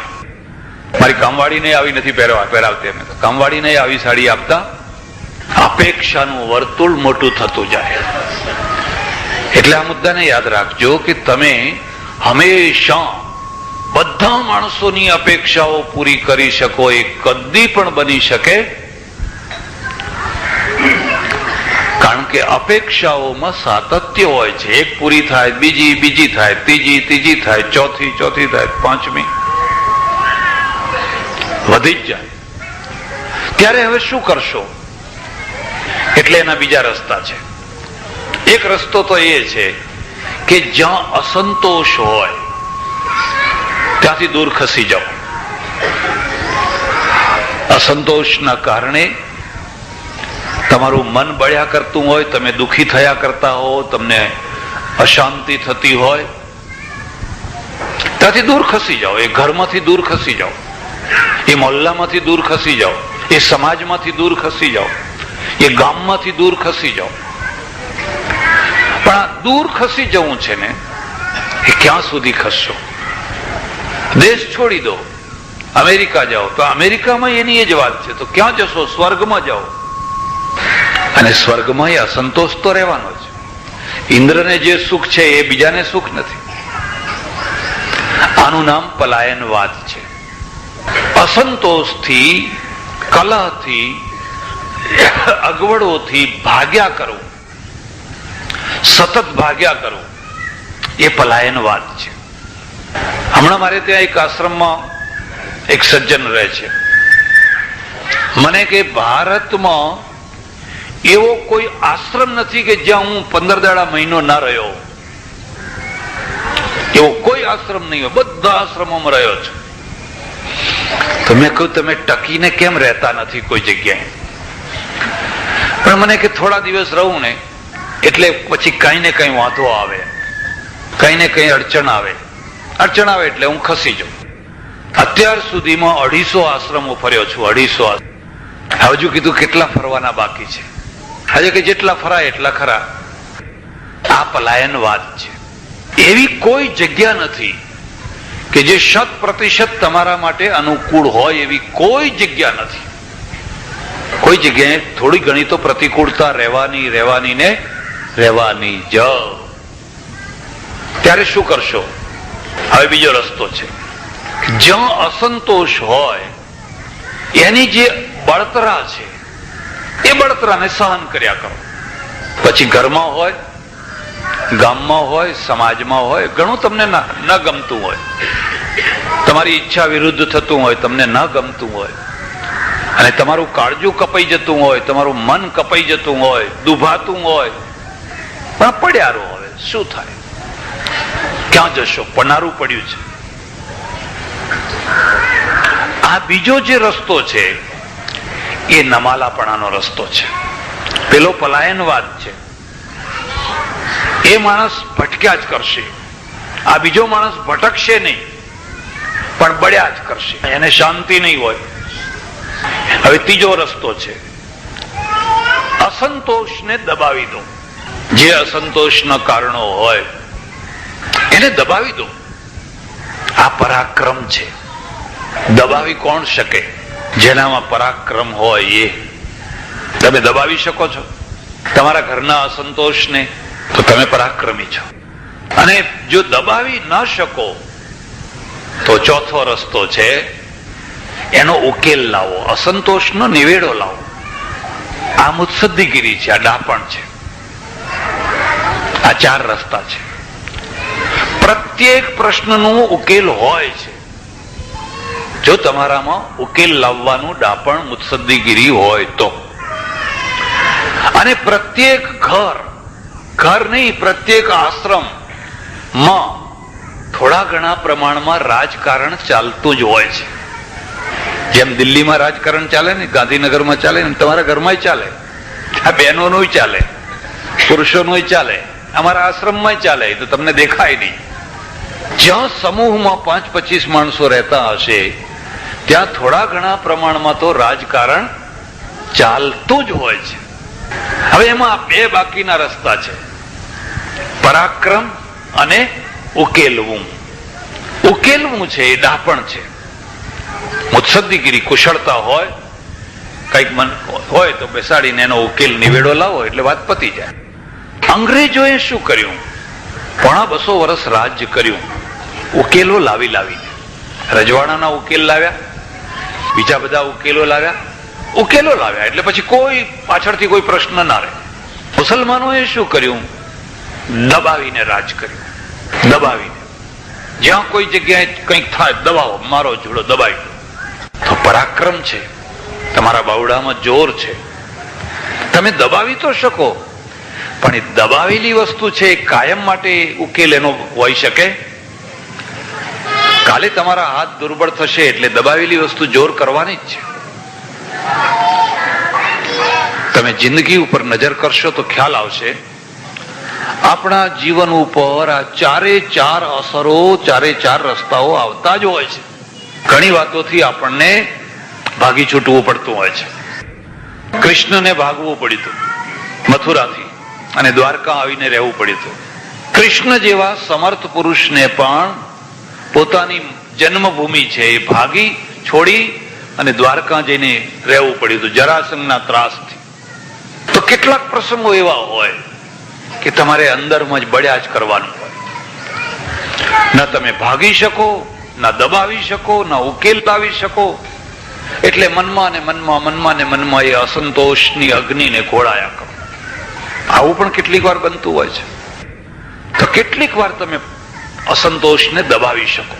તમારી ફેક્ટરી છે, મજૂરોમાં અસંતોષ છે, પગાર વધારો, ફલાણું કરો, તમે દબાવી શકો.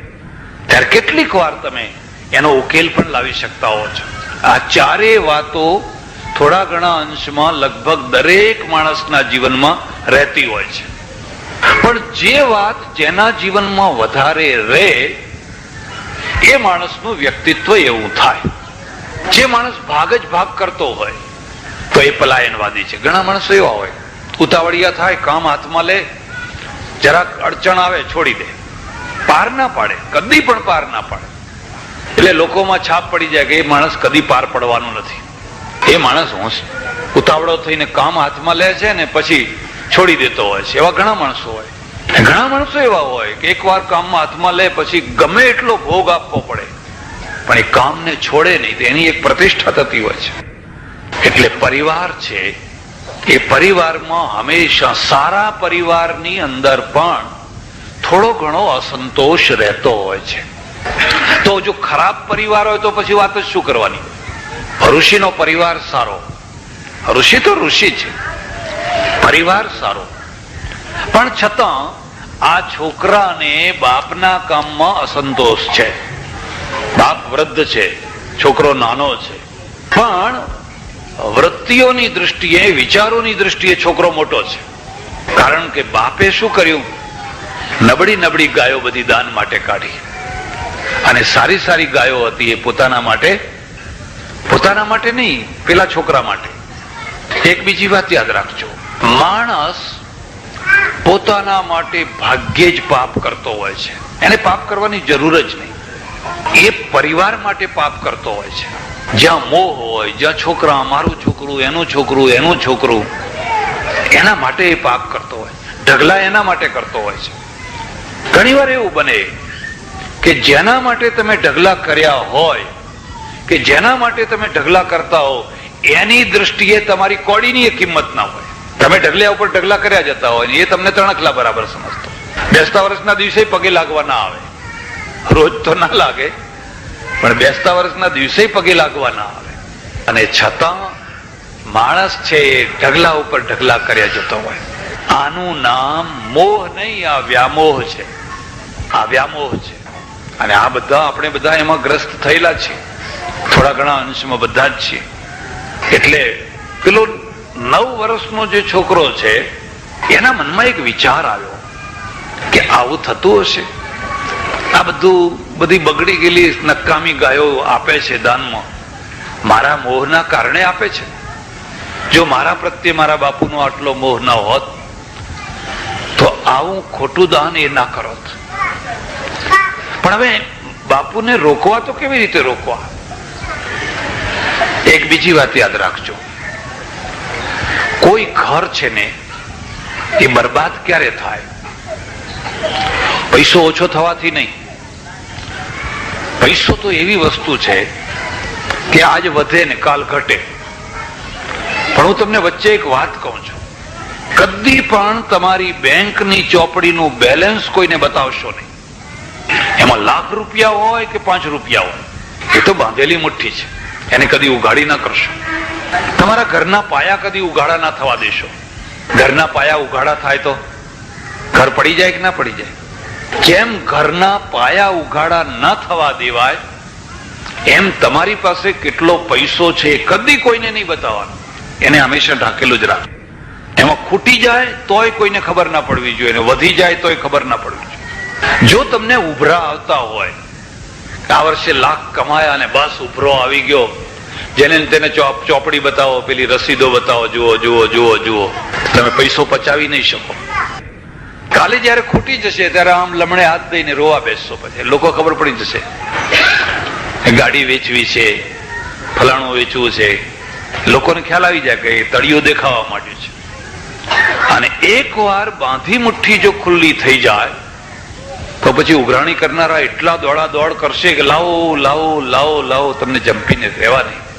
એટલે ઘરનો પાયો ઉઘાડો નહીં થવા દેવાનો.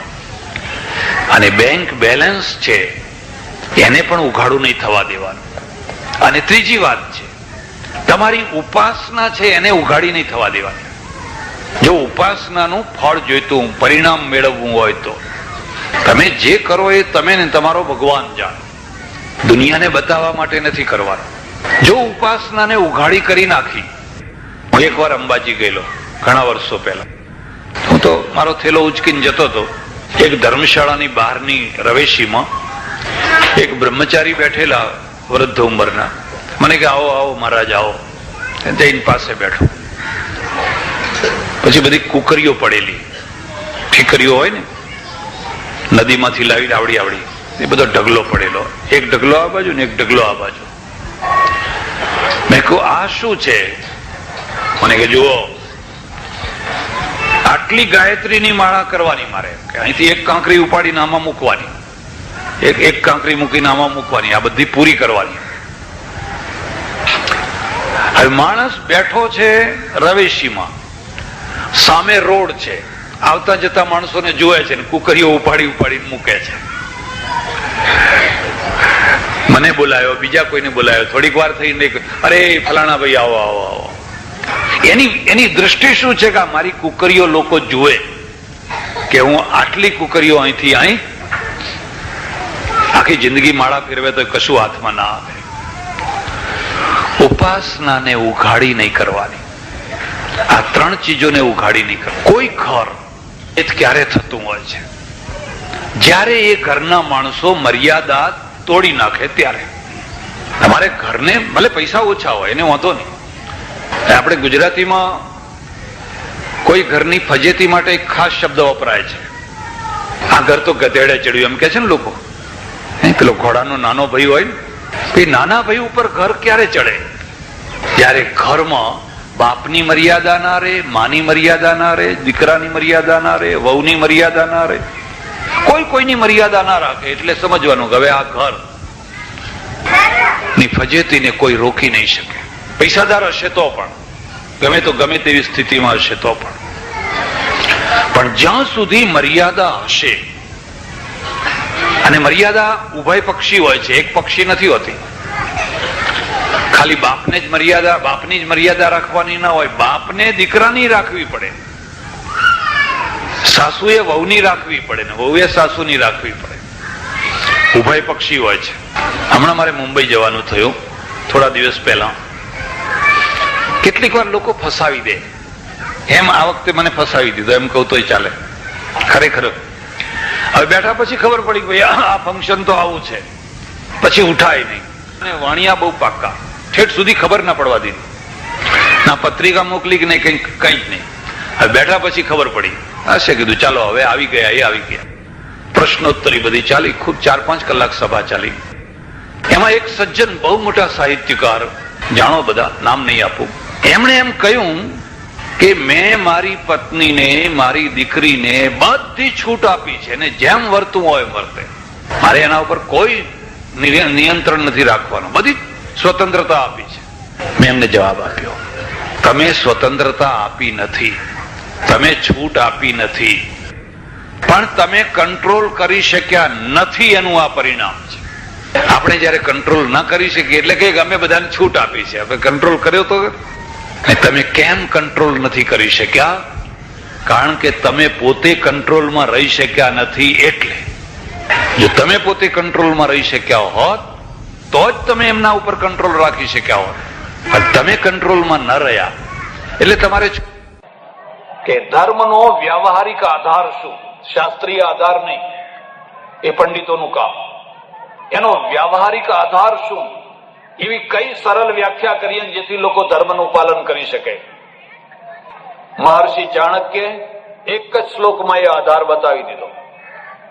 માતૃવત પરદારેષુ પરદ્રવ્યેષુ લોષ્ઠવત આત્મવત સર્વભૂતેષુ યહ પશ્યતિ સ પશ્યતિ. આ શ્લોકને યાદ રાખજો. એને કહ્યું, ભાઈ મોરલ ક્યાં તૂટતું હોય છે? માતૃવત પરદારેષુ, પારકી સ્ત્રી હોય એમાં જે માતા જેવો ભાવ રાખે. પરદ્રવ્યેષુ લોષ્ઠવત, પારકો પૈસો પડ્યો હોય એને ધૂળ બરાબર સમજે. કોઈ લાખ રૂપિયા આપવા આવે, કોઈ કરોડ રૂપિયા આવે, લાત મારી દે. તમારી ઈચ્છા હોય તો કોઈ વાર મુંબઈ જજો, અને મુંબઈમાં એક માળીનો દીકરો રહે છે, એનું નામ છે ખેરનાર. સાંભળ્યું છે નામ? એનું નામ છે ખેરનાર. મારે આશ્રમમાં આવ્યો. દેખાવમાં કઈ નહીં, દેખાવમાં જુઓ તો સામાન્ય મામૂલી માણસ લાગે. જે બે બિલ્ડિંગો તોડવાના એટલે તોડવાના. 2 કરોડની થપ્પીઓ લઈને આવે લોકો. આ બિલ્ડિંગ ને હાથ ના અડાડ, લે 2 કરોડ. પણ આ સામાન્ય માણસે 2 કરોડ ને લાત મારી. બાકી હે મોત મારી. હા, મોત સામે મોત જજુમતું. એને કહ્યું, ના, હું નહીં આ કરું. એવો જ એક સુરતમાં રાવ કરીને કમિશનર કેવું કોઈ આવ્યું. હા, રાવ. તમે આજે સુરત જઈને જોવા, એની આખી સુરત બદલી નાખી. એક મચ્છર જોવા ના મળે. એવો જ એક બીજો કમિશનર અત્યારે છે, જગદીશન છે. અરે, તમારા પાસે કેટલા રત્નો છે, પણ દુઃખ એ છે કે એના ઉપર જે બેઠેલા છે ને એ બધા બદલ્યો ઉપર. ગોંડલના મહારાજા ભગવતસિંહજી, અને ભગવતસિંહજીના એક પોલીસનું મૃત્યુ બારવટિયાની ઝપાઝપીમાં થઈ ગયું. પોલીસ બારવટિયાના સાથે લડતા ઝપાઝપીમાં એનું મૃત્યુ થઈ ગયું. એ પોલીસની પત્ની ભગવતસિંહજી પાસે ગઈ, આવડું નાનું છોકરું લઈ, અને જઈને કહ્યું કે મારો પતિ છે ને એ બહાદુરીથી લડતા આ બારવટિયામાં મરી ગયો. હવે હું વિધવા થઈ છું જુવાન ઉંમરમાં, મારે આ નાનું છોકરું છે, મને કઈ આજીવિકા બાંધી આપો. ભગવતસિંહજી જરા સુધારક વિચારના. એમણે કહ્યું કે તું હજુ 25 વર્ષે તને થયા નથી તો તું બીજા વિવાહ કરી લે, પુનર્લગ્ન કરી લે, તો તારે આજીવિકા માંગવાનો કોઈ પ્રશ્ન ના રહે. અને પેલી રજપૂતાણી જે છંછેડાઈને, હું તમને એક બીજી વાત પણ કહું છું, તમને વ્યંગ્ય બોલતા જો શીખવું હોય તો કાઠિયાવાડ માંથી શીખવાનું, ગુજરાતીઓને ના આવડે. એ એટલો વ્યંગ કર્યો. એને કહ્યું, મને ખબર નથી કે મારા ધણીનો ધણી બાયલો છે. મારો ધણી તો બહાદુર હતો, એ તો ખપી ગયો લડતા, પણ મારા ધણીનો ધણી બાયલો હશે એવી મને ખબર નથી, નહીં તો હું અહીં પગ ના મૂકી. પેલા છોકરાને કહે, હેડ આપણે ગમે ત્યાં જઈશું. ભગવતસિંહ એટલો જ મહાન, એને ગુસ્સો ના આવ્યો. તરત જ એને પેલા કારભારીને હુકમ કર્યો કે એની જીવિકા બાંધી આપો. આ તો મરચા જેવી છે, એમાંથી જ અંગત પેદા થાય, એમાંથી જ પેલા મરણિયા પેદા થાય. નહીં તો ઝપાઝપી અહીં થતી હોય, ભાઈ ભાગતા હોય પેલી તરફ, પછી એ પેન્શને લેતા હોય, પગારે લેતા હોય, બીજું લેતા હોય, બધું લેતા હોય. એનો કોઈ ઇતિહાસ